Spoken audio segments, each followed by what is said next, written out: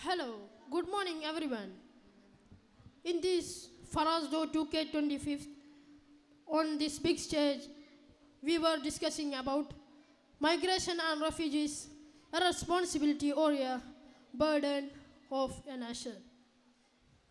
Here, our discussion's guest was Mr. Jamal. Welcome, sir.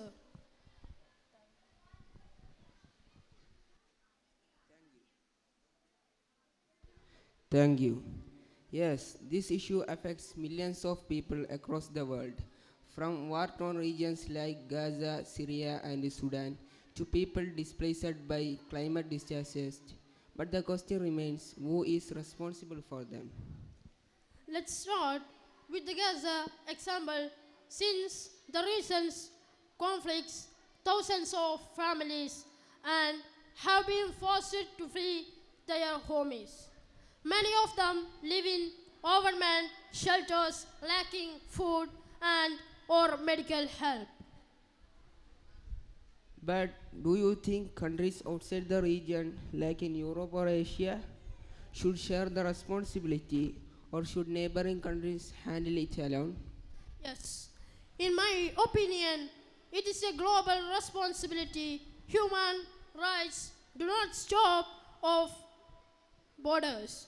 When people in Gaza loses their lives, homes, and safety, the live in overcrowded shelters and share the responsibility, asylum, and policies that protect lives.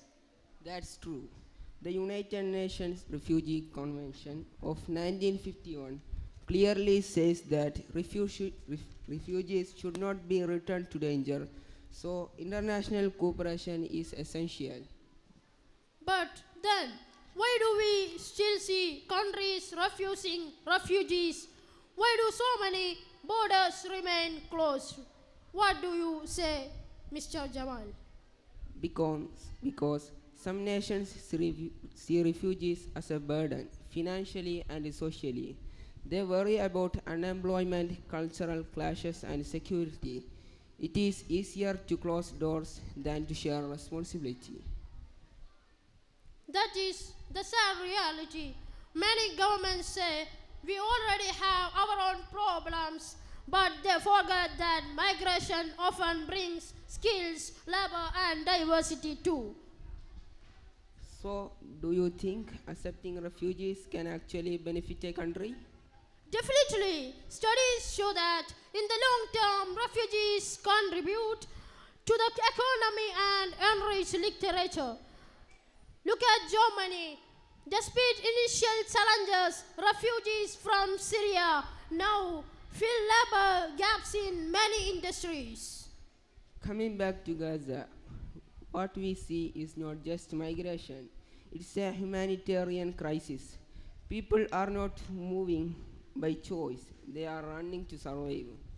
And yet, how many nations have truly opened their doors of Gaza refugees? Should not wealthy countries into the world? Yes, Salman, they should, but politics and fear often stop compassion. Some nations claim they support Gaza, yet offer no asylum. That's hypocrisy.